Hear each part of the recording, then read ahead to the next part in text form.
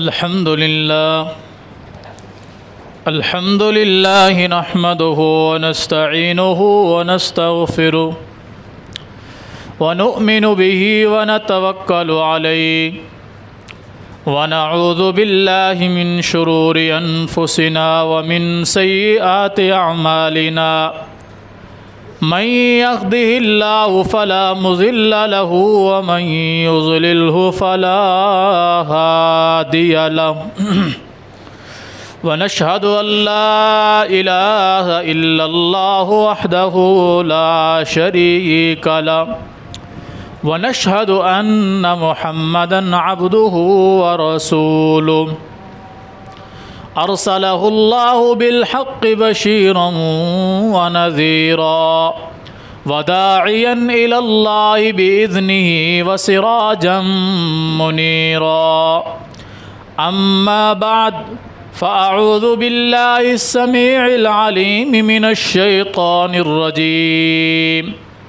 बिस्मिल्लाहिर रहमानिर रहीम इन्ना बलौनाहुम कमा बलौना अस्हाबल जन्नह इज़ा क़समू लयस्रिमुन्नहा मुस्बिहीन वला यस्तस्नून फ़ताफ़ अलैहा ताइफ़ुम मिर रब्बिका वहुम नाइमून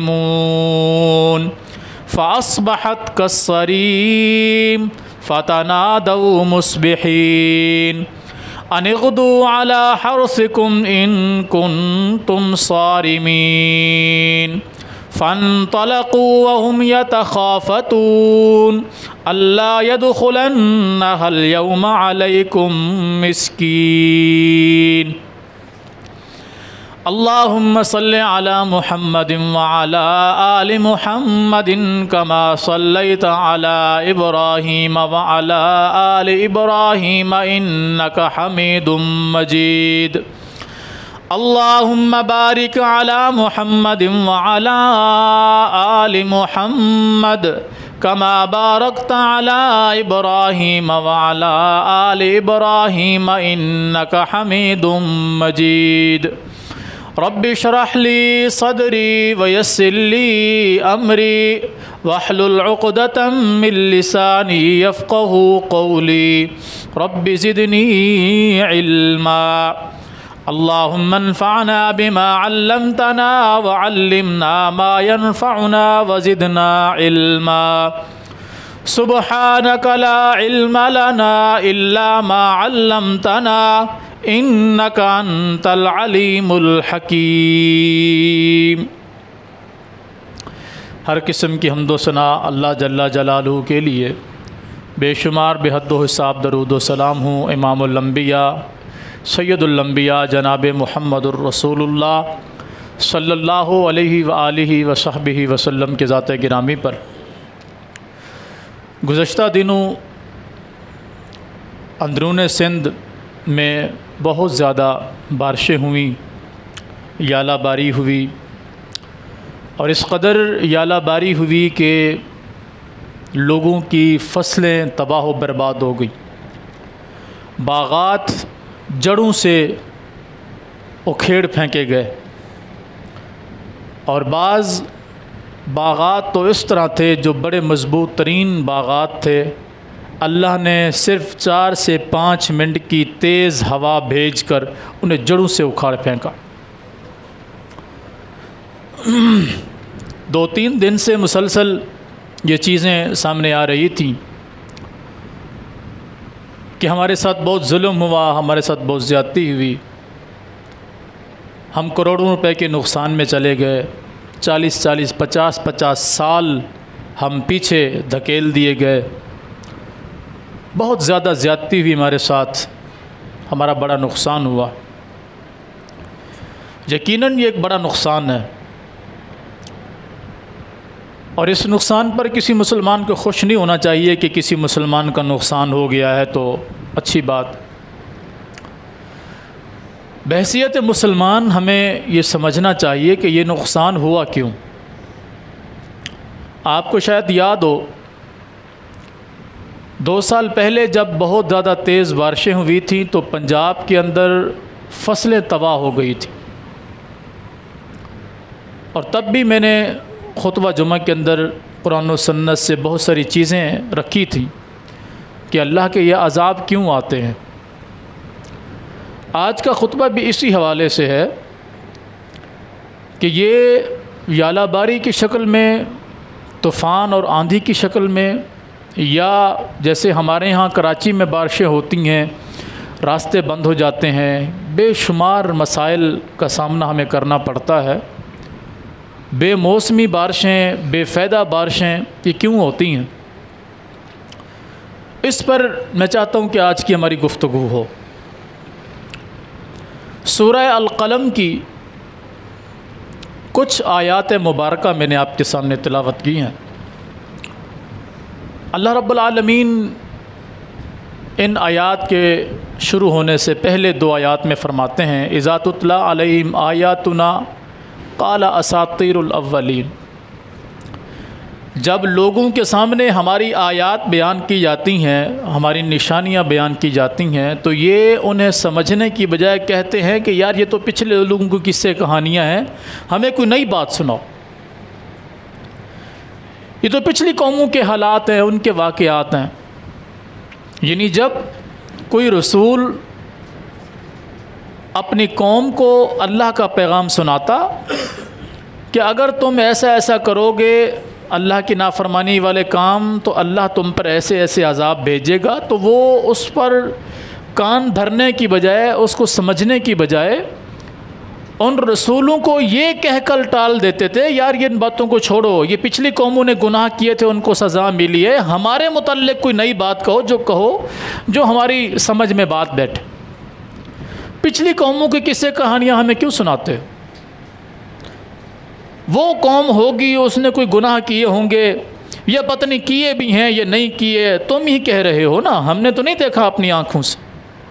ये उन लोगों का रवैया होता था उस कौम, उस रसूल के साथ। यही चीज़ें अल्लाह रब्बुल आलमीन ने प्यारे पैगम्बर जनाब मुहम्मदुर रसूलुल्लाह सल्लल्लाहु अलैहि वसल्लम को बयान फरमाया कि ए रसूल, जब इनके सामने हमारी आयात बयान की जाती हैं तो ये आपको भी तो वही कुछ कहते हैं कि जब नबी अलैहिस्सलातु वस्सलाम कुरैश मक्का के सामने कौम आद का ज़िक्र करते, कौम समूद का ज़िक्र करते, कौम मदियन का ज़िक्र करते, कौम लूत का ज़िक्र करते, कौम नूह का ज़िक्र करते, तो उनका जवाब क्या होता था?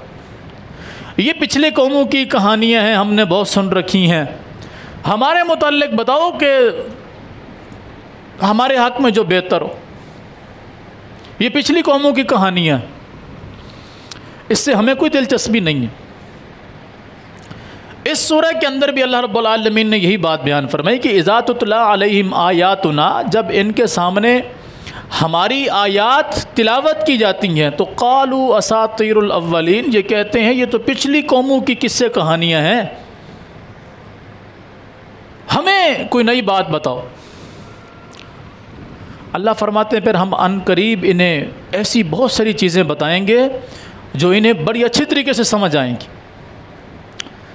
वो क्या चीज़ें हैं?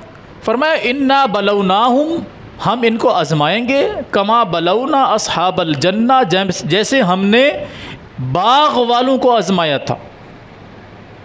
एक कौम थी, कबीला था, एक ख़ानदान था, उनका बहुत बड़ा बाग था, उसके साथ अल्लाह रब्बुल आलमीन ने कुछ मामला किया। फरमाया जिस तरह हमने उन बाग वालों को आजमाया था, हम इन्हें भी उसी तरह आजमाएंगे। उन बाग वालों ने कसम खाई कि हम सुबह ही सुबह जाकर उसका फल काट लेंगे, हमारे पहुंचने से पहले कोई वहाँ नहीं पहुंचेगा। वो मामला इस तरह था कि पिछली कौमों में एक अल्लाह का नेक बंदा गुज़रा, जिसकी ये आदत थी कि जब उसका बाग पक जाता, तैयार हो जाता, वो अपने बाग का फल काटता, फल काटने के बाद उसको हिस्सों में तकसीम करता। एक हिस्सा वो अपने बाग को अगली दफ़ा दोबारा तैयारी के ऊपर जो अखराजात आते उसके लिए रखता, और एक हिस्से को वो अपने घर वालों के लिए, अपने अखराजात के लिए, ज़ाती मामलात के लिए इस्तेमाल करता, और इन सब से पहले एक हिस्सा वो अल्लाह के बंदों के लिए, फ़कीरों के लिए, मोहताजों के लिए निकालता। गोया कि जब उसका बाग तैयार हो जाता तो लोगों की उम्मीदें वाबस्ता हो जाती कि अब हमें कुछ न कुछ खाने को मिलेगा। और जिस दिन बाग कटता वो ऐसा नहीं कि किसी को थोड़ा थोड़ा भर के दे दिया, नहीं, बल्कि लोग उसके बाग में पहुंच जाते, जमा हो जाते, और वो नेट कैश के तौर पे, जैसे हम कहते हैं ना कि नकदो नकदी, जैसे इधर से बाग का फल कट रहा है और वो अल्लाह के बंदों में तकसीम करना शुरू कर देता। जितना उसने एक अपना जहन बनाया हुआ था कि इतना उसने तकसीम करना है, वो उतना तकसीम करना शुरू कर देता। यहाँ तक कि जब वो हिस्सा पूरा हो जाता तो कोई गरीब, कोई मोहताज भी बाकी नहीं बचता था जिसको कुछ न मिला। ये उसकी आदत थी, और अल्लाह ताला उसके बाग में हर साल इजाफ़ा फरमाता जाता, क्योंकि ये तो उसका वादा है कि तुम मेरी राह में ख़र्च करो, मैं तुम्हें और ज़्यादा दूंगा। मैंने पहले भी तुम्हें मैंने ही दिया है, अब तुम्हें और ज़्यादा दूंगा अगर तुम खर्च करोगे तो। नबी अलैहिस्सलाम ने फरमाया ना कि अल्लाह ताला फरमाता है अनफिक उनफिक अलैक, ए मेरे बंदे खर्च कर, मैं तुझ पर खर्च करूँगा, तू मेरी राह में खर्च कर। उनफिक अलैका, तुझ पर भी खर्च किया जाएगा, तेरे लिए भी बहुत कुछ जमा हो जाएगा। ये उसकी आदत थी। अब उसकी जो औलाद थी ना, बेटे थे, काफ़ी सारे बेटे थे, तो वो अपने बाप के इस काम को देखते तो बड़ी नफ़रत करते कि अजीब बेवकूफ़ बाप है हमारा, इसे समझ नहीं आती। सारा साल मेहनत हम करते हैं, बाग की तैयारी हम करते हैं, बाग की रखवाली हम करते हैं, बाग की देखभाल हम करते हैं, इस पर मेहनत हम करते हैं। फल कटने की बारी आती है तो ये जो है जी, इसको अल्लाह याद आ जाता है, और इसको गरीब याद आ जाते हैं, इसको मिस्कीन याद आ जाते हैं, और ये अपना माल उस पर लुटवा देता है। बेवकूफ़ है हमारा बाप, इसको समझ ही नहीं है। मुझे बताएं भला, ऐसा बंदा जो अल्लाह की राह में ख़र्च करता उसे बेवकूफ़ कहा जाता है? उस पर तो अल्लाह की रहमत है कि अल्लाह ने उसे तौफीक दी होती है। बाप फौत हो गया, जब बाप फौत हुआ तो इन बेटों ने ना कसम खा ली, अब तक तो जो नुकसान हमारा हुआ सो हो गया। ये इन्हें अल्लाह की राह में ख़र्च करने में क्या समझ रहे थे? नुकसान। अब तक तो जो हमारा नुकसान हुआ सो हो गया, अब की बार जब बाग पकेगा ना तो ख़बरदार किसी को भी दाखिल नहीं होने देना। रात के वक़्त हम लोग जाया करेंगे, सारे बाग का फल काट के रातों रात मंडी में पहुंचाएंगे। ख़बरदार हमारे फल काटने के वक़्त कोई गरीब मिस्कीन वहाँ ना हो। अल्लाह यदखुलन्नहल यौमा अलैकुम मिस्कीन, कसम खा ली कि आज जब तुम्हारा बाग का फल कटे कोई मिस्कीन तुम्हारे बाग में दाखिल ना होने पाए। इज़ अक़समू, कसम खा ली। जब बंदा अल्लाह के साथ मुकाबला शुरू कर देना तो यकीन जानो फिर अल्लाह रब्बुल आलमीन ऐसा मुकाबला करता है कि मज़ा आ जाता है। भला अल्लाह के सामने कौन ठहर सकता है? इन्होंने रात को मुशावरत की और एक कसम खा ली। अल्लाह रब्बुल आलमीन ने भी अपने साथ एक वादा कर लिया, कसम खा ली। इनमें जब ये मुशावरत हो रही थी ना तो इनका जो दरमियाना भाई था, कुछ बड़े कुछ छोटे, अब सारे तो बेवकूफ़ नहीं होते ना, कोई अक्लमंद भी होते, तो दरमियाना जो भाई था उसने कहा ऐसा नहीं करो, ऐसा नहीं करो। हमारा बाप बेवकूफ़ नहीं था, वो अक्लमंद था, वो समझदार था। ये सब कुछ हमें अल्लाह ने दिया है, तो हमारा बाप भी तो यही काम करता था कि अल्लाह के दिए हुए माल में से ही वो अल्लाह के बंदों को खिलाता था। तो कौन सी बेवकूफ़ी करता था वो? ऐसा काम नहीं करो, कहीं ऐसा ना हो कि ये जो हमें मिलता है इससे भी हम महरूम हो जाए। तो हमारे यहाँ जैसे आज की ज़ुबान में हम किसी को समझाएं ना तो वो कहते हैं मौलवी साहब अपने फतवे अपने पास रखो, ये तिजारत हम करते हैं, मेहनत मजदूरी हम करते हैं, ये बाग है, ये खेती बाड़ी है, ये सारी चीज़ें हम मेहनत मजदूरी करते हैं। आप लोग तो चंदा लेने आ जाते हो, मांगने आ जाते हो, लेने आ जाते हो, आपको क्या पता कारोबार काम काज कैसे चलता है। क्या ख्याल है, ये जुमले आज लोग सुनते हैं कि नहीं सुनते?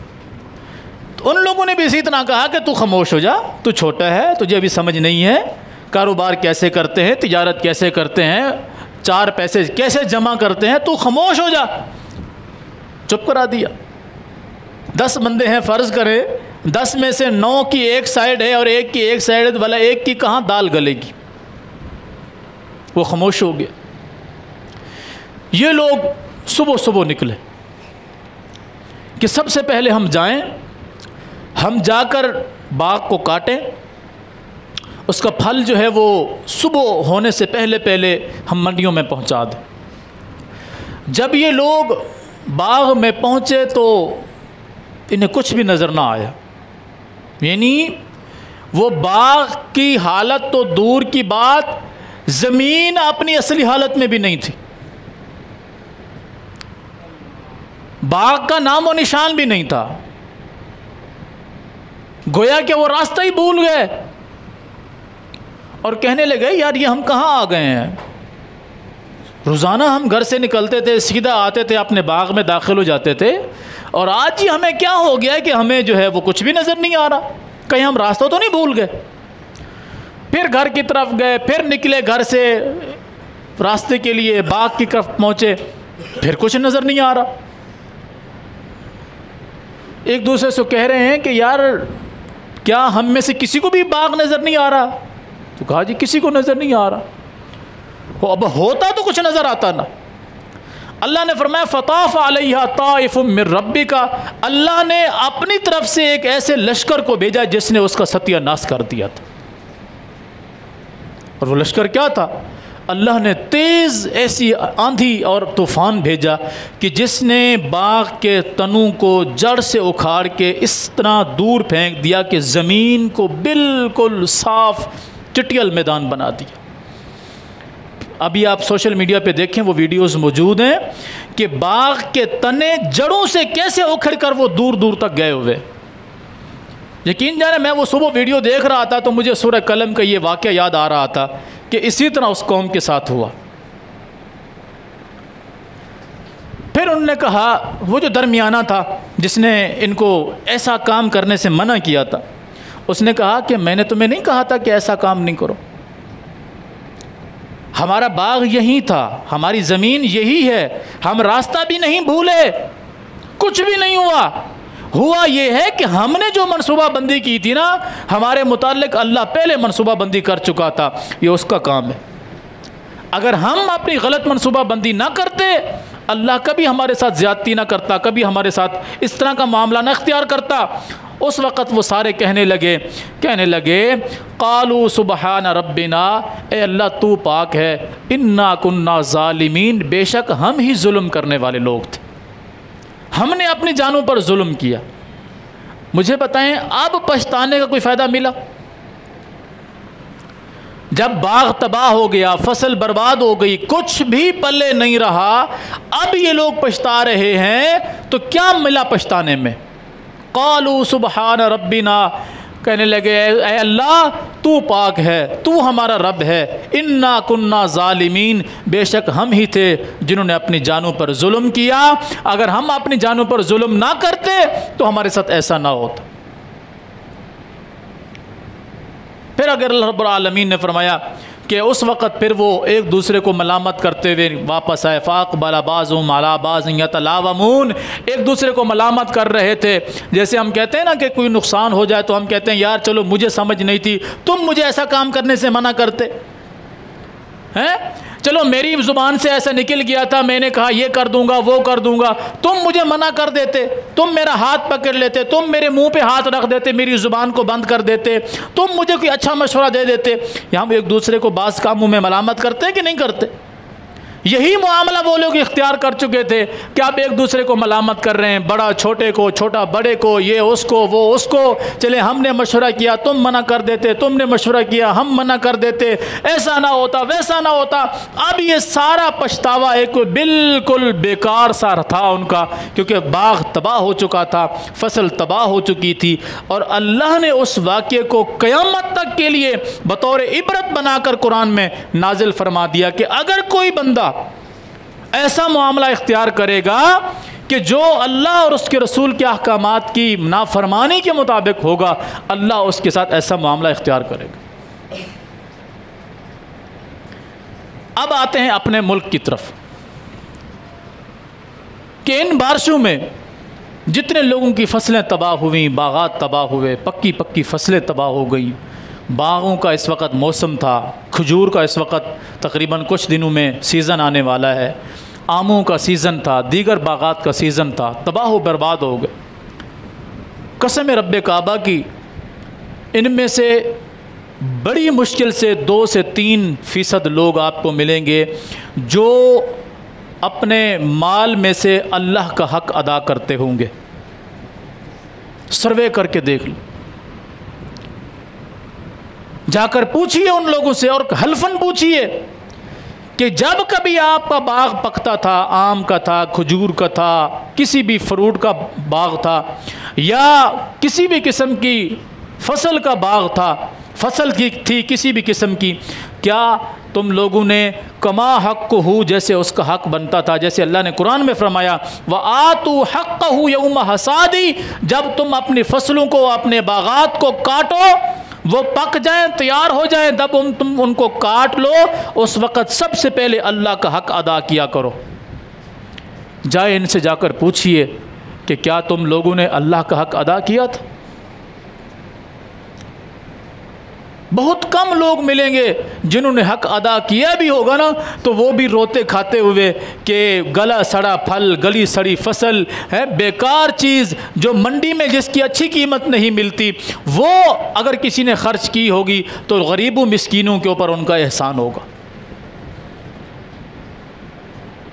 इसी तरह हमारे शहर कराची में बारिशें होती हैं, कारोबार तबाह हो जाते हैं, लोगों का लाखों का, करोड़ों का नुकसान हो जाता है।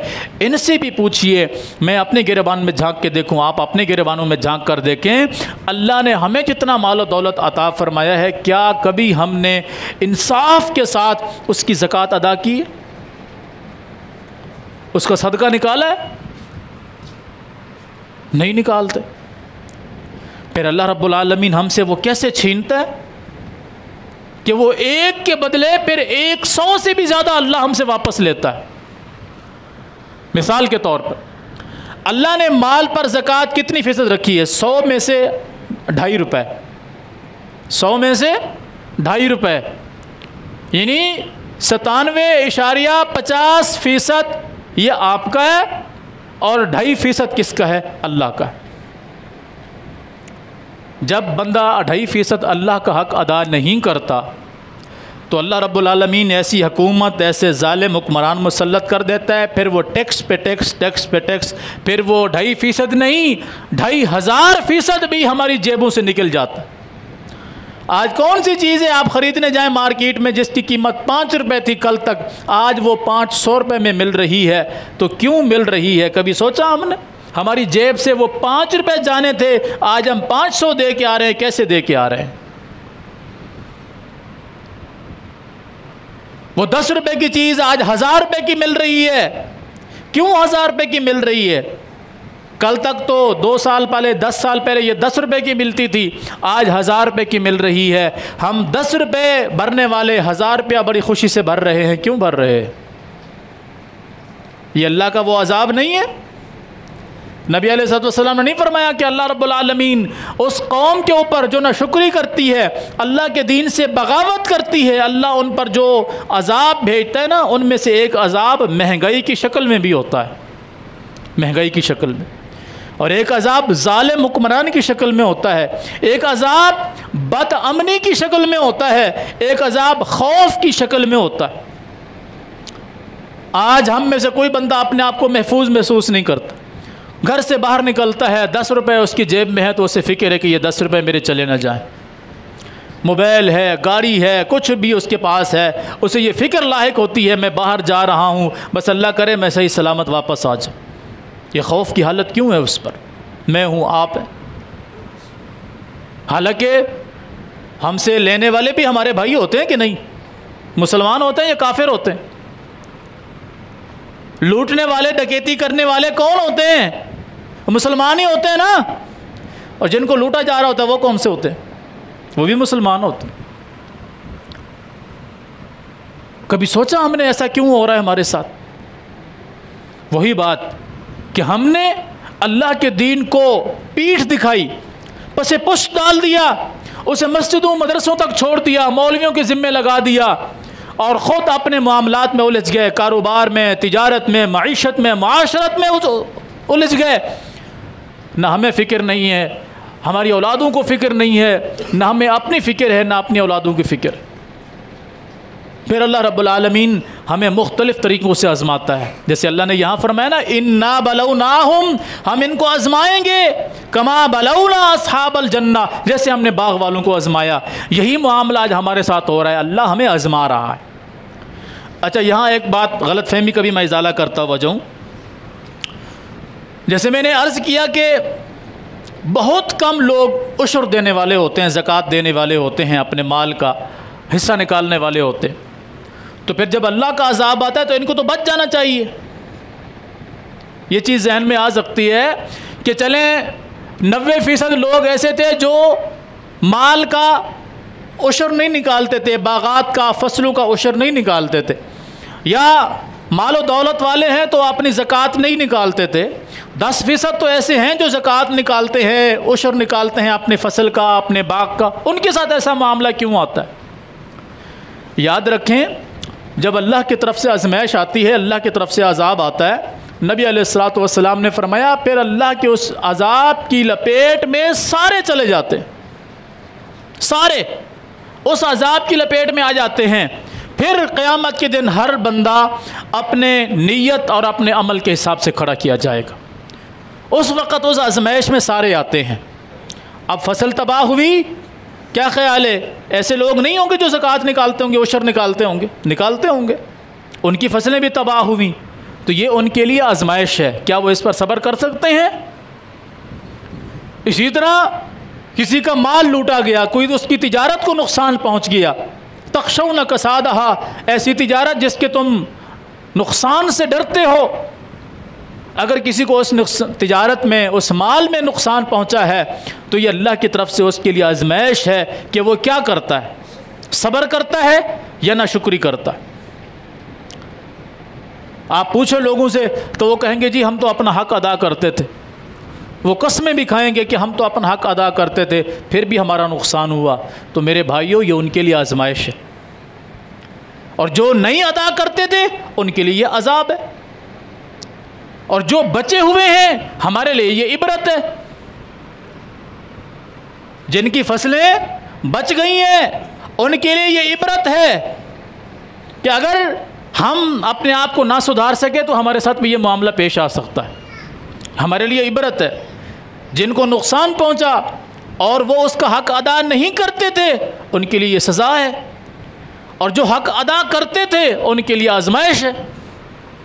हम किस खाते में खड़े हुए? अल्लाह कभी नहीं भूलता, याद रखिएगा। अल्लाह किसी बंदे को नहीं भूलता। अल्लाह के इल्म से कोई चीज़ नहीं बच सकती। वला युहीतून बिशैइन मिन इल्मिही इल्ला बिमा शा। कोई चीज़ अल्लाह के इल्म को इहाते में नहीं ले सकती। अल्लाह ने सब चीज़ों को इहाते में लिया हुआ है। वल्लाहु मुहीतुन, अल्लाह ने तुम्हें घेरा हुआ है, तुम्हें अच्छे तरीके से तुम्हारी खबर रखता है। तो अल्लाह को तो हर चीज़ की खबर है। वो देखता है मेरे बंदों में से कौन है जो अपने ईमान पर पुख्ता रहते हैं, कौन है जो मेरे साथ नाशुक्री वाला मामला करते हैं। आज लोग बहुत सारे परेशान हैं, चिल्ला रहे हैं, आवाज़ें उठा रहे हैं, हुकूमत हमारी मदद करे, हुकूमत इसकी ज़िम्मेदार है। आप सोशल मीडिया पर ये वीडियोस देखें, हुकूमत इसकी ज़िम्मेदार है। यही कुछ 2 साल 3 साल पहले भी लोगों के अल्फाज थे कि हम एहतजाज करते हैं, हुकूमत हमारे नुकसान को पूरा करे, हुकूमत इसका इजाला करे, फ़लाँ इसका इजाला करे। मैं अपने गिरबान में झांक कर नहीं देखता कि इसमें मेरा कितना किरदार शामिल है। बारिशें हुकूमत की तरफ से आती हैं, बताएं। 2 साल 3 साल पहले भी लोगों का ये नारा था, वो वीडियोस मौजूद हैं, आप देखिएगा नेट पर। क्या ख्याल है, ये बारिशें, ये अजाब हुकूमत की तरफ से आता है? और भाई बजाते खुद हुकूमत हमारे ऊपर अजाब है, वो कम अजाब है हमारे ऊपर। चेंज है कि हुकूमत की तरफ से अजाब है, वो बजाते खुद हमारे लिए अजाब है। वो ये हो, पिछली हो, उससे पिछली हो। क्यों? क्योंकि हमारे अंदर से ईमानदारी ख़त्म हो गई है, हमारे अंदर से सच्चाई ख़त्म हो गई है, हमारे अंदर से इंसानियत ख़त्म हो गई है, हमारे अंदर से हमदर्दी ख़त्म हो गई है, हमारे अंदर से अल्लाह का खौफ, उसका डर ख़त्म हो गया है, हमारे अंदर से अल्लाह पर ईमान ख़त्म हो गया है। बस हम नाम के मुसलमान हैं, वक़्त मिलता है नमाज़ पढ़ लेते हैं, वक़्त मिलता है कुरान पढ़ लेते हैं, कोई अच्छी बात समझा दे तो समझ लेते हैं, सुन लेते हैं, नहीं तो ठीक है, अल्लाह अल्लाह खैर से, अल्लाह ज़िंदगी है, गुजर रही है। जब इस तरह हमारी हालत होगी तो फिर अल्लाह रब्बुल आलमीन इसी तरह का मामला हमारे साथ रखेगा। ऐसा थोड़ी होगा कि फिर प्लेट में रख कर हमें वो सब कुछ मिलेगा, ये लो, ये तुम्हारा हिस्सा, ये तुम्हारा ऐसा, ये तुम्हारा हिस्सा। कुरान ने नहीं कहा या अय्युहल्लज़ीना आमनुत्तक़ुल्लाह, ऐ ईमान वालो अल्लाह ताला से डर जाओ, वल तंजुर नफ्सुम मा क़द्दमत लिग़द। तुम में से हर बंदे को चाहिए वो देखे उसने अपने कल के लिए आज क्या किया है। ये हम में से किस बंदे ने इस पर अमल किया? मैं हूँ, आप हैं, हम सब हैं। हम में से किस बंदे ने कुरान की इस आयत को गौर से सुना, कभी पढ़ा हो कि अल्लाह मुझे क्या कह रहा है कि मैं अल्लाह से डर जाऊँ, मैं अपने कल की फ़िक्र करूं, अपनी आखरत की फ़िक्र करूं। यहाँ कल से मुराद क्या है? आखरत, क़यामत, कि मैं मरने के बाद मेरे साथ क्या मामला होगा, मैंने उसके लिए क्या तैयारी की है। मैंने कभी सोचा? कभी आपने सोचा? बस यही है ज़िंदगी है, सुबह गुजर रही है, शाम गुजर रही है, बस रोज़ी कमानी है, शाम को बच्चों को खिलाना है, कल की फिर फ़िक्र होगी, परसों की फिर फ़िक्र होगी। घर बन जाए, मकान बन जाए, ये बन जाए, वो बन जाए, बस मैं सुखा हो जाऊं, मेरे बच्चे सुखी हो जाएं, उनके लिए आसानियां हो जाएं, मेरे मरने के बाद इनके लिए कोई मुश्किलात ना रहें। यही मुझे भी फ़िक्र है, यही आपको भी फ़िक्र है। मुझे ये फ़िक्र नहीं है मेरे बच्चे नमाज़ पढ़ते हैं कि नहीं, मुझे ये फ़िक्र नहीं है मेरे बच्चे कुरान पढ़ते हैं या नहीं, मुझे ये फ़िक्र नहीं है मेरे बच्चे दीन सीखते हैं या नहीं, मुझे ये फ़िक्र नहीं है मेरे बच्चे बाहर गली में गालम गलूच करते हैं, लड़ाई झगड़ा करते हैं, बदअमनी फैलाते हैं, बदतहजीबी बद अखलाकी से पेश आते हैं। कोई फ़िक्र नहीं, मैं ठीक हूँ ना, बस मैं ठीक हूँ, मुझे क्या लेना किसी से, मैं किसी को क्या समझाऊँ। हर किसी का अपना मामला है, हर किसी ने अपनी कब्र में जाना है, बिल्कुल जाना है। मेरे बच्चों ने अपनी कब्र में जाना है, मैंने अपनी कब्र में जाना है, लेकिन जो मेरे मातात हैं उसके मुताल्लिक़ क़यामत के दिन पूछा भी मुझसे जाना है। नबी अलैहिस्सलातु वस्सलाम ने नहीं फरमाया कुल्लुकुम राइन व कुल्लुकुम मसऊलुन अन रईयतिही, तुम में से हर बंदा सरबराह है, उससे क़यामत के दिन उसकी मताहती में रहने वाले लोगों से के मुताल्लिक़ इससे पूछा जाएगा। मैं घर का सरबराह हूँ, मेरे घर में क्या हो रहा है, क्या नहीं हो रहा, बेपर्दगी हो रही है, जहालत हो रही है, नाच गाना हो रहा है, गालम गलूच हो रही है, बेदीनी हो रही है, मुझे फ़िक्र नहीं है, मैं घर का सरबराह भी हूँ। क्या समझता हूँ क़यामत के दिन मैं ऐसे छोड़ दिया जाऊँगा? नहीं, मुझसे पूछा जाएगा, आपसे पूछा जाएगा, हम में से हर बंदे से पूछा जाएगा। तो क्या हमने कभी गौर व फिक्र किया इस पर? फिर अल्लाह का अज़ाब मुख्तलिफ़ शक्लों में आता है। फिर जब अल्लाह का अज़ाब आता है, अल्लाह रब्बुल आलमीन ने फरमाया फिर वो ऐसा नहीं है कि वो तुम में से किसी ख़ास को पहुँचे। जब अल्लाह का अज़ाब आता है फिर वो ऐसा नहीं होता कि वो तुम में से किसी ख़ास को पहुँचे, नहीं, बल्कि वो हर ख़ास व आम को पहुँचता है। फलयहज़रिल्लज़ीना युखालिफ़ूना अन अम्रिही अन युसीबहुम फितनतुन औ युसीबहुम अज़ाबुन अलीम। जो लोग अल्लाह और उसके रसूल के अहकामात की नाफरमानी करते हैं, उन्हें चाहिए कि वो अल्लाह के अज़ाब से डरें। ऐसा ना हो कि अल्लाह उन्हें किसी अज़ाब में मुब्तला कर दे या किसी आज़माइश के अंदर मुब्तला कर दे। और क्या फरमाया? क्या अवला यरूना अन्नहुम युफ्तरूना फ़ी कुल्लि आमिन मर्रतन औ मर्रतैन। आप इनको नहीं देखते क्या हो गया इन लोगों को कि साल में 1 मरतबा या 2 मरतबा अल्लाह इन्हें झंझोड़ता है, किसी मुसीबत के अंदर, किसी परेशानी के अंदर डाल देता है, ये फिर भी समझ नहीं रखते। सुम्मा ला यतूबून वला हुम यज़क्करून, ना ये अपने गुनाहों से तौबा करते हैं, ना उस मिलने वाली सज़ा से कोई सबक सीखते। तो ये अल्लाह की तरफ से आजमाइशें आती हैं, अजाब आते हैं। कईयों के लिए बतौर सज़ा होता है, कईयों के लिए बतौर इबरत होता है, और कईयों के लिए बतौर आजमाइश होता है। जिनके लिए आजमाइश है उन्हें इस पर सब्र करना चाहिए। अगर मैं ईमानदारी से कोई काम कर रहा हूँ, फिर भी मैं किसी मुसीबत के अंदर गिरफ़्तार हूँ, तो ये मेरे लिए आजमाइश है, मैं उस पर सब्र करूँ ताकि अल्लाह मुझे उसमें निजात अता फ़रमाए। और अगर मैं किसी गुनाह के अंदर मुलव्वस था, मुझे उसकी सज़ा मिली है, तो मुझे अपने गुनाहों से तौबा करनी चाहिए ताकि मैं उस गुनाह से, उस सज़ा से बच सकूं। और अगर मुझे कोई सज़ा नहीं मिली, मुझे कोई आजमाइश नहीं आई, मेरे सामने कोई बंदा किसी आजमाइश के अंदर, किसी गुनाह के परेशानी के अंदर, अजाब के अंदर मुब्तला है, मुझे उससे इबरत हासिल करनी चाहिए कि कहीं ऐसा ना हो ये मामला मेरे साथ भी पेश आ जाए। अल्लाह रब्बुल आलमीन हम में से हर मुसलमान को हिदायत नसीब फरमाए, समझ अता फरमाए कि हम अपनी इस्लाह करने वाले हूँ, अपने आप को सुधारने वाले हूँ, अल्लाह की तरफ रुजू करने वाले हूँ। नबी अलैहिस्सलातु वस्सलाम कसरत के साथ ये दुआ पढ़ा करते थे, अल्लाहुम्मा अरहम अला हालिना, ए अल्लाह हमारे हाल पर रहम फरमा, वला तंजुर इला सूई अमालिना, और हमारे बुरे अमलों की तरफ न देखना। भला नबी अलैहिस्सलातु वस्सलाम ने कौन सा बुरा अमल किया? कभी भी आपसे कोई बुरा अमल नहीं हुआ, कभी भी आपसे कोई गुनाह नहीं हुआ, फिर भी आप दुआ कर रहे हैं। ये किसके लिए है? हमारे लिए। हमारे लिए ये दुआ है कि ये तुम अपने रब से मांगा करो, वरना रसूलुल्लाह सल्लल्लाहु अलैहि वसल्लम का ज़िंदगी मुबारक का कोई एक लम्हा भी अल्लाह की इताअत व फर्मा बरदारी के बगैर नहीं गुजरा। वो रसूल दुआ कर रहे हैं कि अल्लाह हमारे हाल पर रहम फरमा और हमारे गुनाहों की तरफ ना देखना। तो ये हमारे लिए दुआ है कि हम अपने रब से यूँ कहा करें, अल्लाह हमारे हाल पर रहम फरमा, हमारे गुनाहों की तरफ ना देख। अगर हमारे गुनाहों की तरफ अल्लाह ने देखना शुरू कर दिया तो हमारे खाते में कुछ भी नहीं है सिवाय गुनाहों के, सिवाय नाफरमानियों के, सिवाय ज़्यादतियों के, हमारे खाते में कुछ भी नहीं है। बस हमेशा अल्लाह से ये दुआ करनी चाहिए कि अल्लाह हमारे हाल पर रहम फरमा दे, हमारे गुनाहों से दरगुजर फरमा दे, हमारे लिए आसानियाँ पैदा फरमा दे, मुश्किलात से, परेशानियों से निजात अता फरमा दे। अक़ूलु क़ौली हाज़ा वस्तग़फ़िरुल्लाह ली व लकुम व लिसाइरिल मुस्लिमीन।